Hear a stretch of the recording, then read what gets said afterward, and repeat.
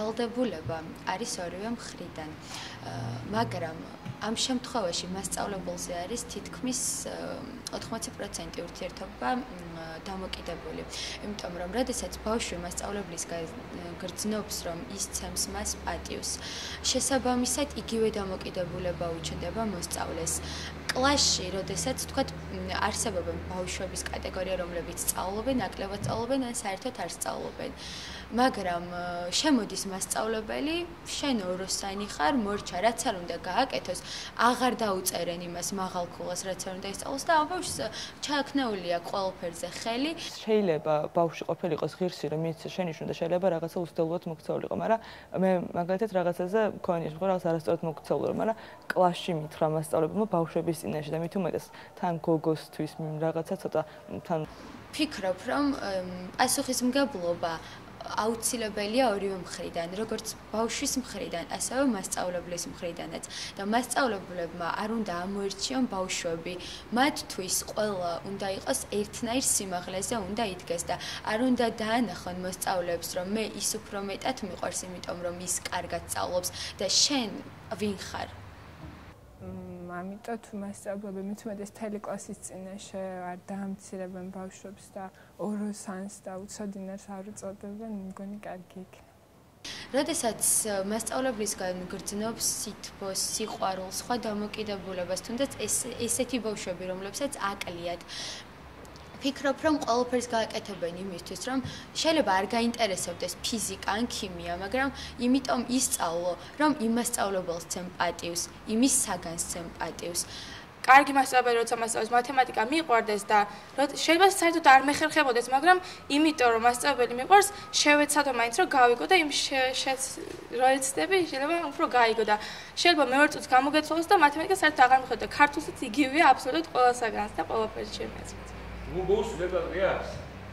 მაღალ კლასში უფრო თავმოყარეობის ისიც გვაქვს მოზარდებს და შეიძლება რომ ჩემ უფრო კარგი გამოსავალი იქნება რა შესვენებაზე როდესაც მორჩება გაკვეთილი გაიყვანოს და ყველასგან უჩუმროთ თუ მართლა უნდა მასწავლების მიზანი თუ ის არის რომ ის ბავშვი გამოსწორდეს და მეოჯერ ეს შეცდომა აღარ გაიმეოროს ჩემი აზრით ცალკე უნდა მისცეს შენიშვნა რომ გაითვალისწინოს და არა მთელი კლასის წინაშე რადგან ეს უფრო უარყოფით იმას გამოიწვევს ადამიანში ჩემი აზრით ამას კლასის წინაშე არ გავამახვილებდი ყურადღებას იმაზე რომ ბავშვი ვერ სწავლობს ან არ აქვს იმდენი შესაძლებლობა რომ ყველაფერი აითვისოს. ამას ვეთყოდი ცალკე. შევეცდებოდი რომ მის ენაზე ამეხსნა ყველაფერი, რომ მისთვის უფრო ადვილი გასაგები ყოფილიყოს და შეიძლება დავხმარებოდი კიდევაც გაკვეთილების მერე სკოლაში. და ასე შემდგომ თავარია ჩემთვის დავინახო ბავშვი რომ არის მონდომება და აღუძრა გარკვეული ინტერესი ჩემი საგნის მიმართ.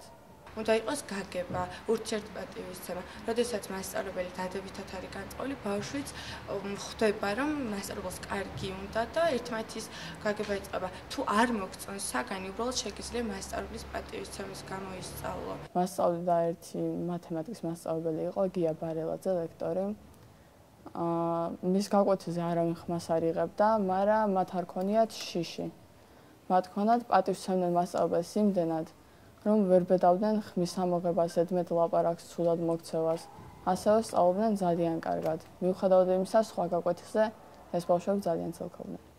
ხანდახან ამბობენ, რომ არის ნიჭიერი ბავშვები, საშუალო, უნიჭო. მე ვფიქრობ, რომ უნიჭო ბავშვები არ არსებობს. ყოველი ადამიანი თუ ის ნორმალურია, თუ ის ავადმყოფი არ არის, გენიალურია. და უბრალოდ ჩვენ უნდა გამოვნახოთ მასში ნიჭი. აი მასწავლებლები მაგალითად ძალიან ხშირად ეუბნებიან ბავშვებს შეუნიჭო, არ გამოსდგები. აი ამ სიტყვებს რომ ეტყვის მასწავლებელი, იმ დღიდან უნდა განთავისუფლდეს ეს მასწავლებელი სკოლიდან. პირიქით უნდა უთხრათ, რომ შენ ნიჭიერი ხარ და მართლა ნიჭიერი გახდება. აი მე მოგიყვანთ ერთ მაგალითს. მე ვიყავი მესამე თუ მეოთხე კლასში და საერთოდ სკოლაში ვიყავი საშუალო მოწაფე. 4-ების ყავდა, 3-ების, ხანდახან 2-იანებსაც მივიღებდი. ხო და ავად გახდა მასწავლებელი და მოგვიყვანეს სხვა. იმ სხვა მასწავლებლის ხელში მე გავხდი სრული ფრიადოსავი. ესე იგი, არც ერთი 4-იანი არ მყავდა. 1-3-4 თვე იყო ჩვენთან, მერე ის წავიდა და ძველი დაბრუნდა და მეც დავბრუნდი. აი, ამიტომ მასწავლებელმა უპირველეს ყოვლისა უნდა